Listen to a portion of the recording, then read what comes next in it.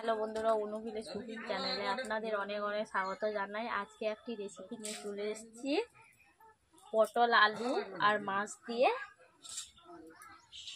ঝোল করে আপনাদেরকে দেখাবো। একই সঙ্গে আলু, পটল, মাছ দিয়ে ঝোল করব। মাছগুলোকে সকাল সকাল যেহেতু নিয়ে চলে এসেছিলো, তার জন্য আমি ভেজে রেখেছি। আর বাকি 3 পিস মাছ এখানে নিয়ে চলে এসেছি ঝোলে দেবো।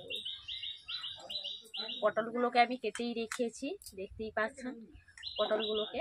আর আলুগুলোকে এই সাইজে পিস করে আমি ঝোল যেহেতু করবো, তার জন্য একটু বড় বড় করে সাইজে আলু কেটে নিয়েছি। পটলগুলোকে আমি ধুয়ে নিয়েছি।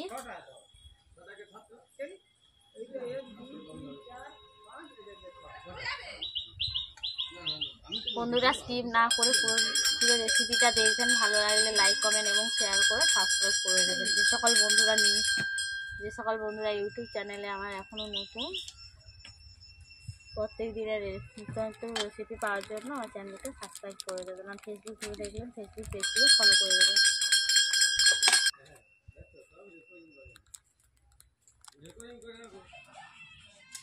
তার আগে আমি পটলগুলোকে নুন আর হলুদ দিয়ে মেখে নিচ্ছি।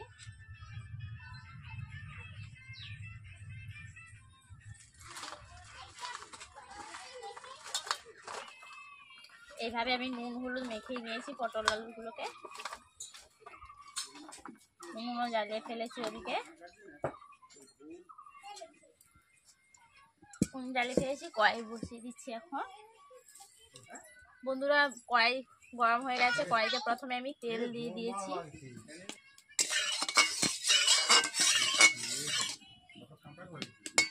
তেলটাকে চারিদিকে ফ্রাই করে দিয়েছি, গরমও হয়ে গেছে তেলটা। আমি ওতে পটলগুলো দিয়ে দিচ্ছি এখন।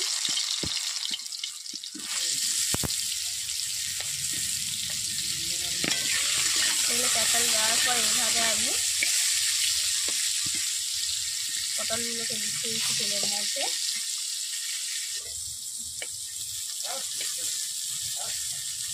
বন্ধুরা, এই পটলগুলোকে আমি উল্টে নিচ্ছি। এভাবে খুঁটি দিয়ে নেড়ে নিচ্ছি পটলগুলোকে, উল্টো পাল্টে ভেজে নিচ্ছি হালকা করে। বন্ধুরা, দেখতেই পাচ্ছেন লালচে করে আমি পটলগুলোকে ভেজে নিয়েছি।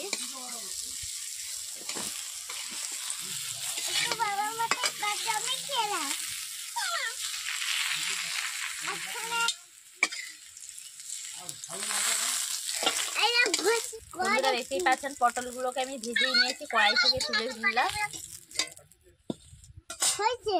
এরপর আমি আলুগুলোকে ভেজে নিচ্ছি হালকা করে।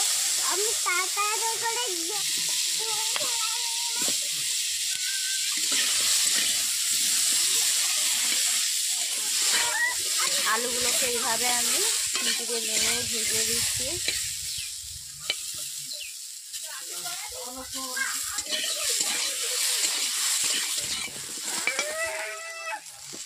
বন্ধুরা, দেখতেই পাচ্ছেন আলুগুলোকেও ভেজে নিয়েছি। এরপর আমি কড়াই থেকে নিয়ে নিচ্ছি।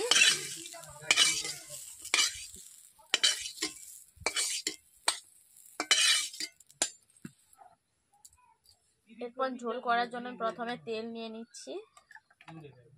এরপর দিয়ে দিচ্ছি 2টো কাঁচা লঙ্কা, আর দিয়ে দিচ্ছি কালো জিরে, দিয়ে দিচ্ছি তেজপাতা। হালকা তেলে আমি ভেজে নিচ্ছি। এরপর দিয়ে দিচ্ছি পেঁয়াজ পেস্ট করে রেখেছিলাম আগে থেকে, পেঁয়াজগুলোকে দিয়ে দিচ্ছি। আর দিয়ে দিচ্ছি অল্প করে নুন, পেঁয়াজগুলো গলে যাওয়ার জন্য।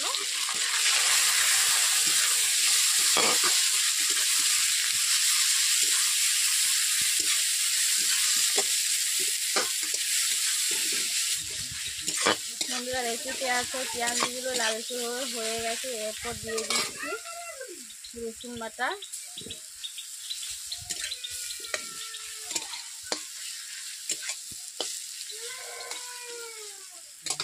এরপর এখন দিয়ে দিচ্ছি রসুন বাটা।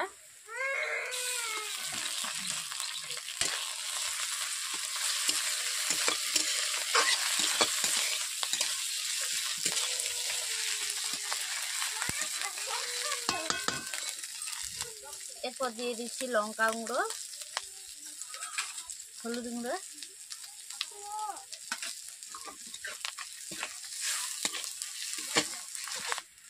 এরপর অল্প করে আমি জল দিয়ে দিচ্ছি।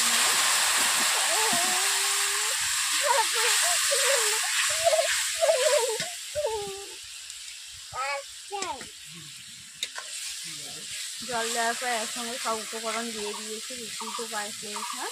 আমি সব উপকরণ দেওয়ার পর এগুলোকে মশলাগুলোকে ভালোভাবে কষিয়ে নিচ্ছি 3 থেকে 4 মিনিট। এরপর দিয়ে দিচ্ছি টমেটো কুচি।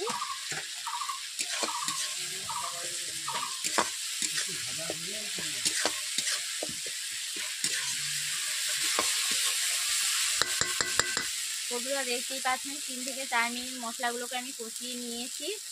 এরপর আমি দিয়ে দিচ্ছি এখন ভেজে রাখা পটল আলু আর মাছগুলোকে আমি আগে থেকে ভেজে রেখেছিলাম। পটল আলুগুলোকে ভালোভাবে আমি মশলার সঙ্গে আমি কষিয়ে নিচ্ছি 2 থেকে 3 মিনিট ধরে। আমি ভালোভাবে পটল আলুগুলোকে আমি কষিয়ে নিচ্ছি একটু ভালোভাবে। পটল আলু ভালোভাবে কষলে তো ভালো লাগে, স্বাদ হবে, খেতে খুবই সুন্দর লাগে।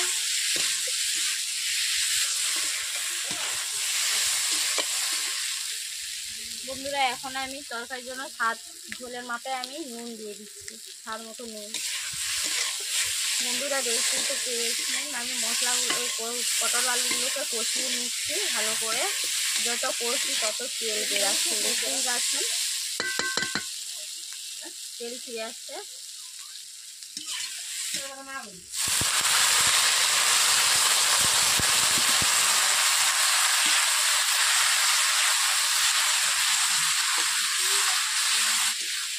বন্ধুরা পটল আলু আমি জল দিয়ে দিচ্ছি। পটল আলুর মধ্যে জল দিয়ে আমি একটু ভালোভাবে নাড়াচাড়া করে নিচ্ছি।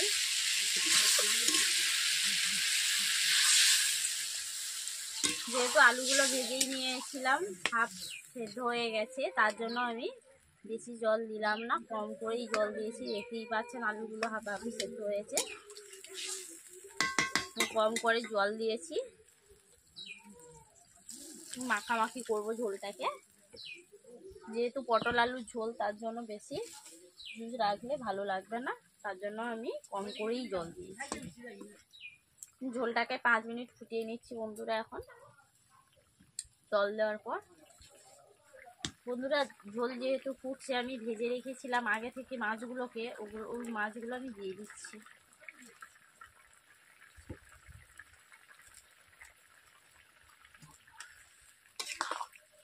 এভাবে আমি অল্প করে নেড়ে নিচ্ছি।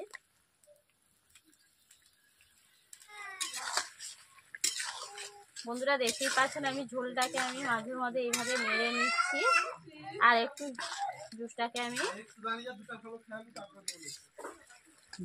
বন্ধুরা দেখতেই পাচ্ছেন ঝোলটা আমি মাখা মাখা করে নিয়েছি।